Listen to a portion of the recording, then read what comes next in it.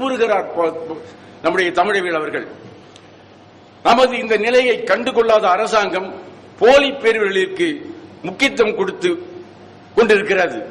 நமக்கு கிடைக்க வேண்டியது எல்லாம் தட்டி பறித்துக் கொள்கிறார்கள். அன்று இளைஞர் சாரங்கபாணி பேசுகிறார் இப்படி: தமிழ் இந்திய சமூகத்தின் பின்னடைவுக்கு இவைதாம் காரணம். இன்று நம் மக்கள் வறுமை கோட்டுக்கும் கீழே தள்ளப்பட்டிருக்கிறார்கள். எல்லா தமிழ் உழைப்பாளர்களையும் கப்பல் ஏற்றி இந்தியாவுக்கு அனுப்பிவிட்டால் இந்த பகுதி நிலைகுலைந்து போய்விடும். அமைதி வழிகளையும் சட்டத்திற்கு கட்டுப்பட்டு நடக்கும் பண்புகளையும் கொண்ட தமிழர்கள் எல்லா துன்பங்களையும் தாங்கி நிற்கும் சுமை தாங்கிகளாக இருக்கிறார்கள். இவர்கள் வாழ்வு புது வாழ்வு பெற வேண்டும். நாடு ஒரு கட்டுக்குள் இருக்க வேண்டும். இந்த தமிழர் திருநாள் விழா இதற்கு பாற்றையிடும். முதல் தமிழர் திருநாள் அவர் சொன்ன முழக்கம் வெற்றி பெற்றது. இந்த தமிழர்களை தூக்கி நிறுத்த இந்த தமிழர் திருநாள் தான் சரியான வழி என்று அவர் கண்டுபிடித்தார்.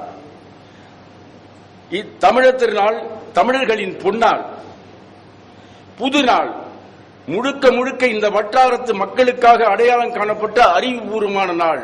இந்த நாள் நம் மக்கள் வாழ்வின் விடிவெள்ளியாக ஒளிவிடும் என்று அவர் கருத்துரைத்தார். அதேபோல் விடிவெள்ளியாக ஒளிவிட்டது, அவர் வாக்கு பளித்தது. அத்துடன் தமிழர் திருநாளை சிங்கப்பூரின் தேசிய ஒருமைப்பாட்டு விழா என்றும் பறைசாற்றினார். பிற இன மக்களுக்கும் ஆட்சியாளர்களுக்கும் சிங்கப்பூர் மலாயா தமிழர்கள் மீது அப்போது ஒரு பெரிய ஐயப்பாடு இருந்தது. அந்த காலகட்டத்தில் சிங்கப்பூர் தமிழர்களை அவர்கள் மதிக்க மாட்டார்கள். என்ன ஐயப்பாடு அது? தமிழர்கள் இந்த வட்டாரத்தின் மீது பிடிப்பு இல்லாதவர்கள். இங்கு ஏதாகிலும் இக்கட்டு நேருமானால் இவர்கள் தங்களின் இந்திய நாட்டுக்கு ஓடி விடுவார்கள். இவர்கள் எண்ணமெல்லாம் இந்திய நாட்டின் மீதே, பாசமெல்லாம் இந்திய தலைவர்கள் மீதே என்ற ஒரு பார்வை அவர்களுக்கு இருந்தது. நம் எட்டப்பன் பரபரப்பினர் சிலரும் அவர்களின் அத்தகைய கணிப்புக்கு ஒரு காரணமாய் இருந்தனர். இந்த சூழலை மனதில் கொண்டே தமிழர் திருநாளை முன்வைத்தார் தமிழவேல். செந்தமிழ் செல்வர் திரு திருநாவுக்கரசு அவர்கள் சொல்வது போல சிங்கப்பூர் மலாயா சூழலுக்கு ஒத்துவராத எந்த கருத்தையும் அவர் ஒத்துக்கொண்டதில்லை. சிங்கப்பூர் சூழலில் உழவு தொழிலுக்கு இடமில்லை. அங்கு நிலமே இல்லை, வீடுதான் எல்லாம் இருக்கிறது. தைப்பொங்கலை அவர் தவிர்த்தது இதன் பொருட்டே. நன்றாக கவனத்தில் வைத்துக் கொள்ளுங்கள். அங்கே உழவு தொழில் அந்த நேரத்திலே தமிழர்கள் மீது அந்த நாட்டு மக்கள் அரசாங்கம் ஐயப்பாடு கொண்டிருந்தது. எனவே அந்த நாட்டு சூழலுக்கு ஏற்ப கருத்துக்களை பதிய வைத்தார். அதே தைப்பொங்கலை அதனாலேயே அவர் தவிர்த்தார். தமிழ் பண்பாட்டு விழாவாம் தைப்பொங்கலை திருநாளை அவர் அழிப்பதற்காக இந்த முயற்சியிலும் சில நெருக்கடிகளை உருவாக்கினர். தமிழ் பண்பாட்டு விழாவாம் தைப்பொங்கலை அழிப்பதற்காகவே அவர் செய்யும் சூழ்ச்சி இது என்று குழப்பவாதிகள் கொக்கரித்தனர். தமிழர் திருநாள் அவரை கொண்டு வந்த போது இது தைப்பொங்கலை அவர் அழிப்பதற்காக இந்த தமிழ் திருநாளை கொண்டு வருகிறார் என்று சிலர் குழப்பம் விளைவித்தனர். தமிழர் திருநாளை தமிழர்களை எதிர்த்த விந்தை வரலாற்றை காலம் பதிவு செய்து வைத்திருக்கிறது. உண்மையில் தமிழ் புத்தாண்டு, திருவள்ளுவர் தோழாண்டு ஆகியவற்றை மனதில் கொண்டே தமிழவேல் தமிழர் திருநாளை முன்னிலைப்படுத்தினார். தமிழை தாய்மொழியாக கொண்ட பிற மதத்தைச் சேர்ந்த தமிழர்களை எல்லாம் ஒரு குடையின் கீழ் கொண்டு வந்து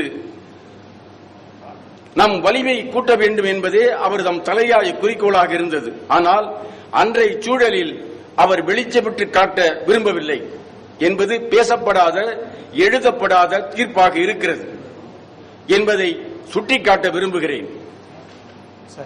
தமிழர் திருநாள் பற்றிய சில கருத்துக்களை அவர் வெளிப்படையாக சொல்லவில்லை.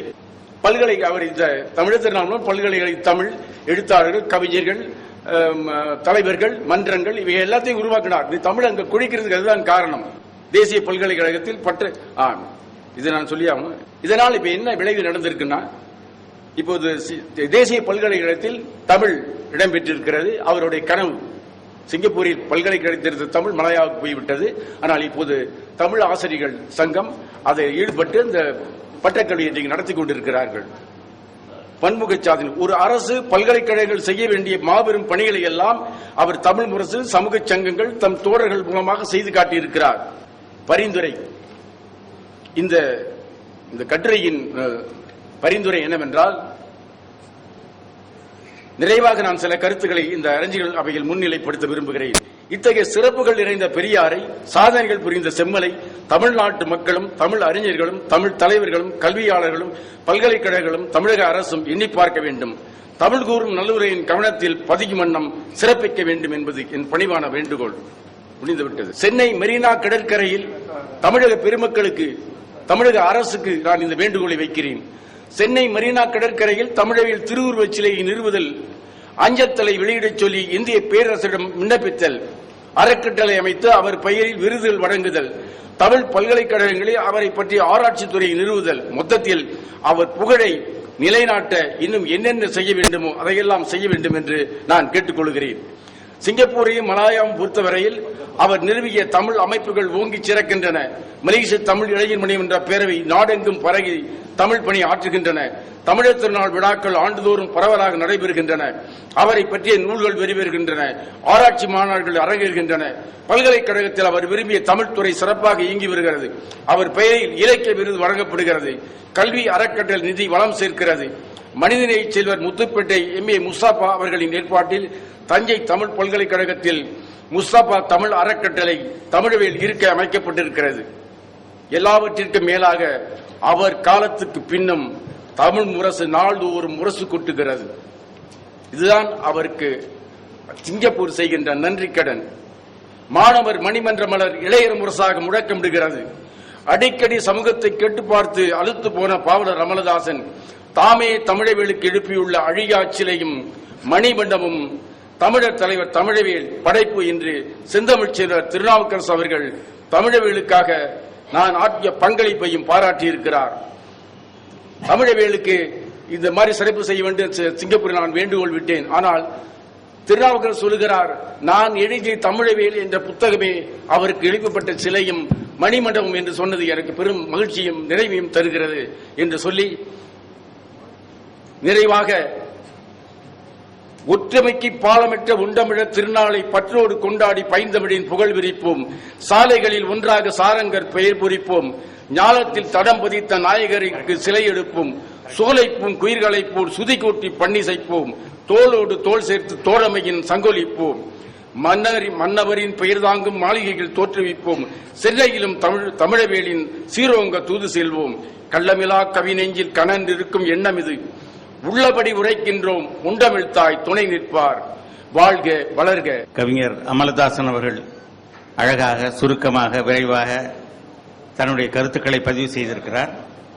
இப்போது சிங்கப்பூரை சேர்ந்த ஜே. தனபால் அவர்கள் ஒரு 10 நிமிடம் சுருக்கமாக சிங்கப்பூர் தமிழ் முரசு நாளிதழ் தமிழ் வளர்ச்சிக்கு ஆற்றும் பங்கு பற்றி ஒரு 10 நிமிடத்தில் தன்னுடைய உரையை முடிக்குமாறு அன்போடு விரும்பி வேண்டி கேட்டுக்கொள்கிறேன். மதிப்பிற்குரிய தலைவர் அவர்களுக்கும் மற்றும் கட்டுரை ஆய்வாளர் அவர்களுக்கும், என் ஆசான் பேராசிரியர் சுப தின்னப்பன் அவர்கள் இங்கு வருகை தந்திருக்கிறார்கள் அவர்களுக்கும், மற்றும் சிங்கப்பூர் ஆசிரியர் நண்பர்களுக்கும் மற்றும் உங்கள் அனைவருக்கும் என் முதற்கண் வணக்கத்தை தெரிவித்துக் கொள்கிறேன். நேரம் பற்றாக்குறை, அடுத்து தொழில்நுட்ப கோளாறு ஆகையால் என் பேச்சை இன்னும் மிகவும் சுருக்கமாக சுருக்கிக் கொள்ள வேண்டிய சூழ்நிலை ஏற்பட்டிருக்கிறது, மன்னிக்கவும்.